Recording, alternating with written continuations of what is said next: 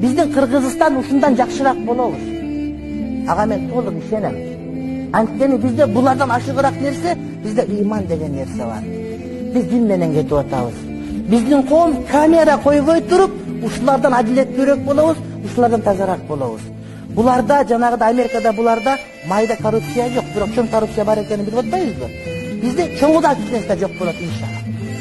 Иншалла Кыргызда ушундай өлкө болобуз. Бизде улут болуп бөлүнбөгөн, түндүк түштүк болуп бөлүнбөгөн, уруу болуп бөлүнбөгөн, байкедей болуп бөлүнбөгөн, паракор болуп бөлүнбөгөн, бардык адилет иштейт, ак иштейт, мамлекет сатпай, бейчети түкүрбөйт, исламды практикалаган адам катары эмес, мамлекет катары практикалаган өлкө болобуз иншалла.